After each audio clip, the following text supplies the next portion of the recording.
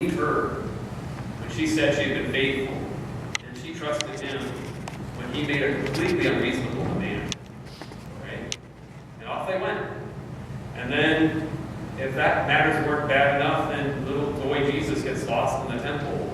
Right? And then they ask him, like, why'd you do this? He says, didn't you know I had to be about my Father's business? They're like, they didn't understand. The Holy Family was filled with misunderstandings. And, for that matter, financial failure. St. Joseph was just a complete failure financially. I mean, he couldn't even, like, his wife's child had to be born in a stable on a cold winter day. Right? Born in a stable. But I always say, what would Christmas be if Jesus had been born in a hotel? So what made the Holy Family holy was not that there were no misunderstandings, not that there weren't unreasonable demands, not that there weren't problems. Right? What made the Holy Family holy is that they trusted one another in the midst of everything. They just said, you know, I can't see, but what's first here is my love for you and my trust, and we have to stay together as a family. Okay? Even though I can't see myself. And that's going to be really important. Okay? That unity within the family and that kind of trust and love, okay, among them, especially between the parents. So that's going to be that first sign that the kids see. Now, as you grow, right, as the kids grow, one of the best things that you can do for them to help them always want to practice their faith as they get older is positive associations with the practice of their faith. Okay, little children, like I said, they like ice cream. Okay? So what you do is when they're very little, as they're doing the different stages of their faith formation, you give positive associations with the practice of their faith. So I'm going to give you some examples from a friend of mine who does a really good job with this. So he always in the morning, he's the dad, at breakfast, before the kids can have breakfast, they do a quick little catechism, and they read a little thing about the saint of the day, if there's a saint of the day, and then he'll ask a few questions of each of the kids, kind of age-appropriate questions, right? And if the kids can answer the question correctly, then they get like a little dessert or something like that, a little sweet or something like that as part of their breakfast, okay? So, so he does that. And then whenever it's time for the kids to have their first confession, mom or dad or both, take that kid, just the one, they're at church. And they're outside and they pray with them beforehand. And then when they go in for the confessional, they wait. And once they come out of the confession, they give their child a big hug. They tell them how proud they are of them. And they give them a kiss. And then they go out and they celebrate with the whole family. Right? Their first confession.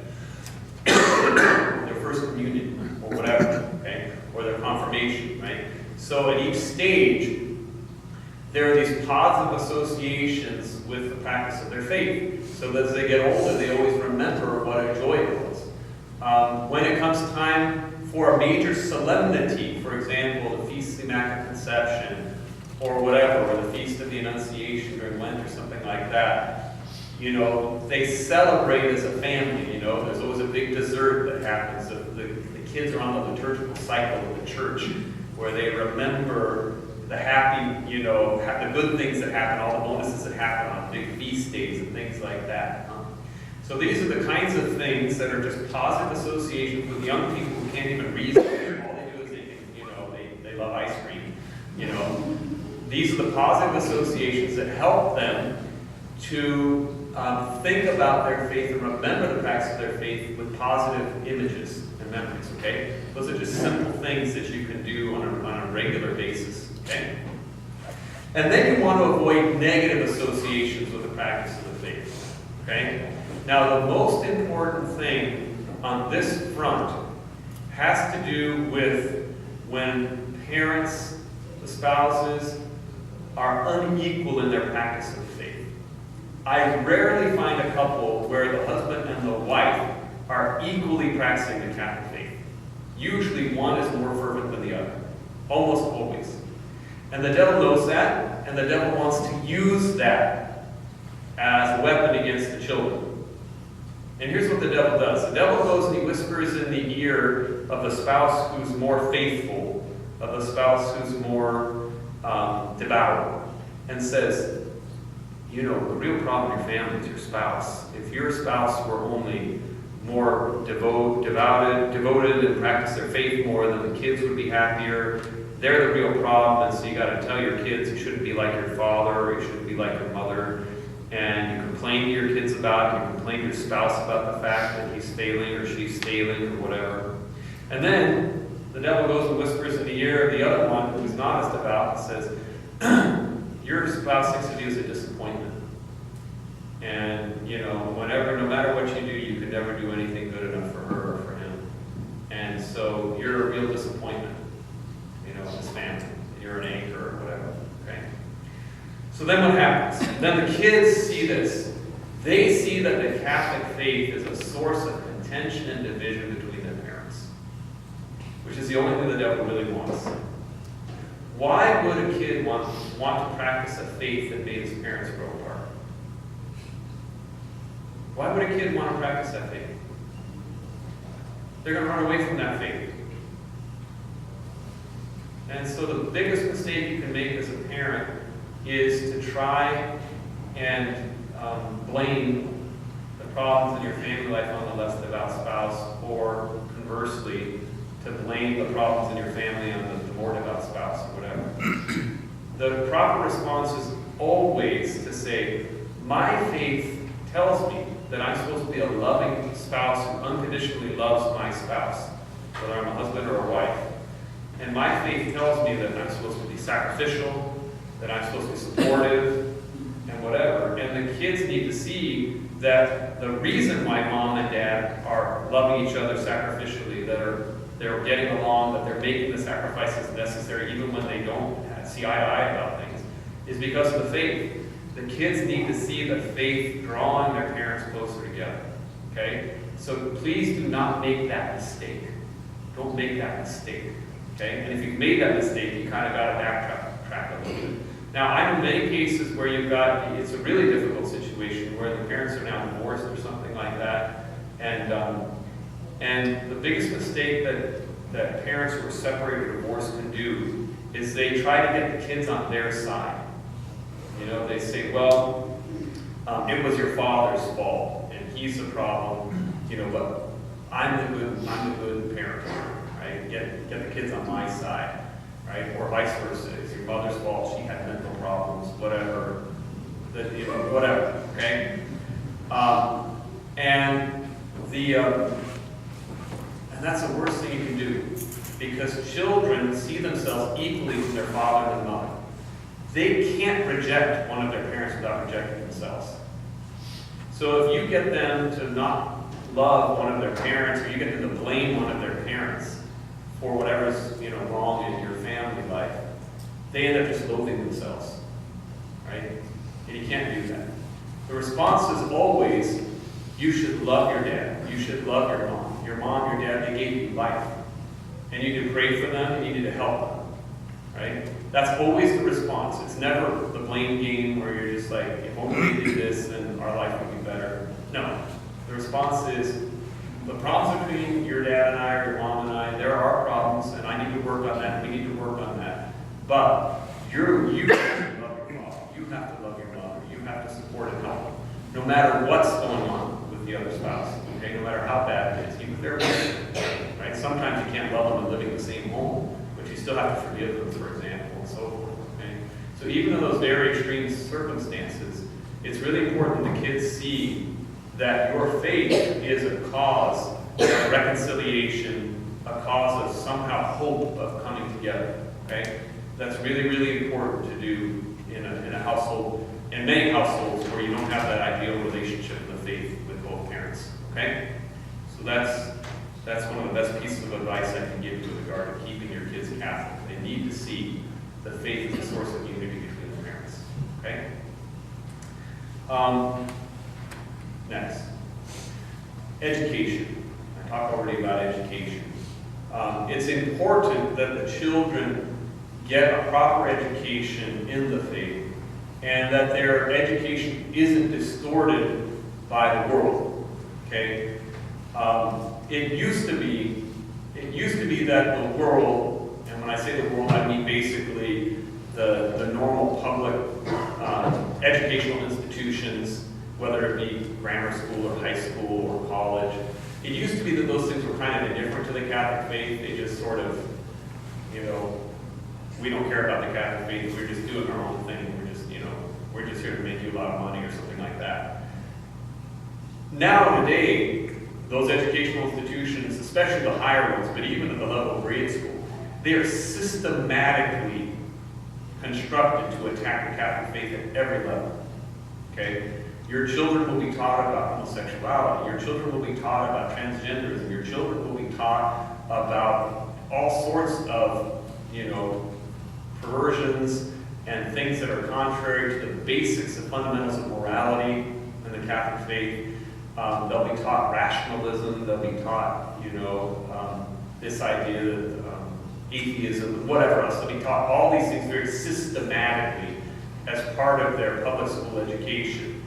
And they'll be constantly bombarded. Your children will be constantly bombarded not only by, actual schools that they go to, but anything on the internet, television, it's all going to be there, right? It's all going to be there.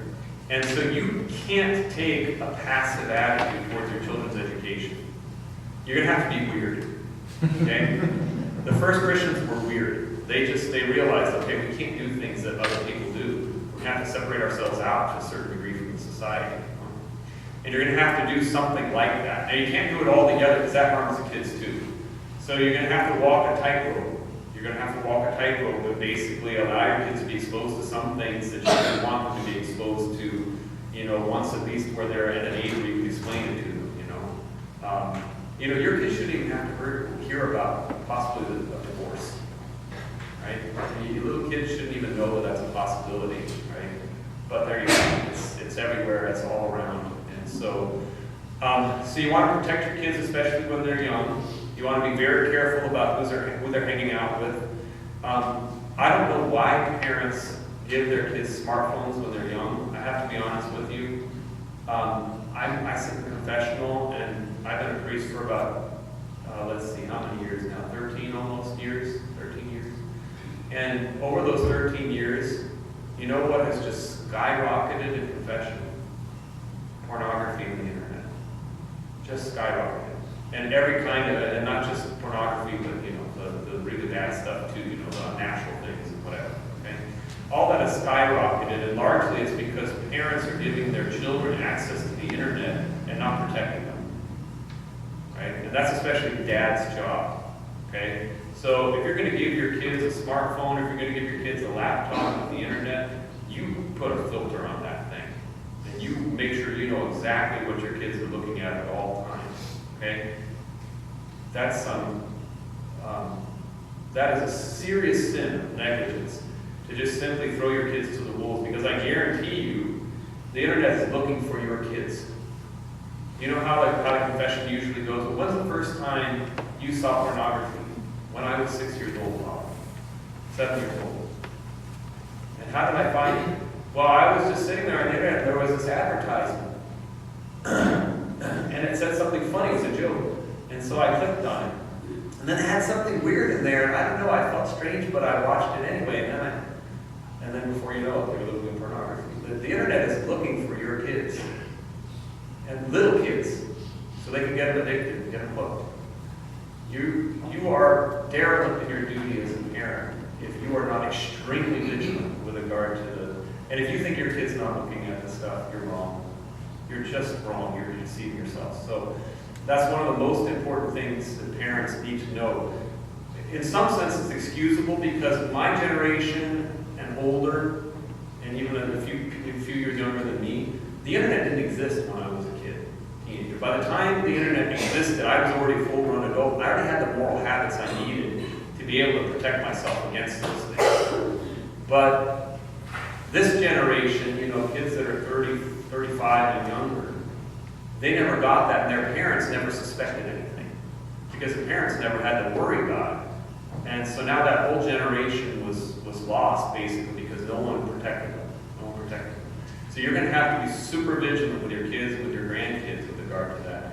And like I said, you need to have the best filters available. The kinds of filters where you can actually see what your kids are looking at. You can actually go online and see the record of where they visited and things like that, and or it's got strong blocks and things like that. Okay, so that's just something that most people don't think about today, but you need to think about.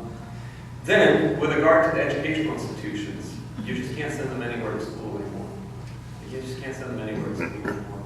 You got to realize when they go to school, they're going to be systematically deprogrammed from their Catholic faith. Systematically. I promise you, I guarantee you. Right? No matter what they're taking, even if they're an engineering major, you think, well, what can they have in engineering? No, they have to take these elective courses. They have to take their psychology course. They have to take their general ed stuff. And those general ed courses are systematically constructed to snuff out the Catholic faith in young people. And very few young people are in a position to even answer the questions, the objections the world raises. Right? You get very simplistic little arguments like, how would you like if you couldn't marry someone you love? Like a little simpleton argument like that. Your kids are like, yeah, I guess that's true. They never even get the counter argument. I'm like, really? Any love is sufficient to justify marriage? Yeah, I think there's some loves that are wrong. Some loves are wrong. The alcoholic loves his alcohol, drug addict loves his drugs. The incestuous person loves someone they shouldn't love. The adulterous person loves someone they shouldn't love. Yeah, you shouldn't marry someone you love. Lots of loves are wrong, and so you shouldn't marry. But kids don't even get to hear the side of the argument. They never get to hear the counter arguments, right? So you need to be educated. You need to be able to, talk to your kids about those things when they get brought up, and ask your kids about that. Be proactive.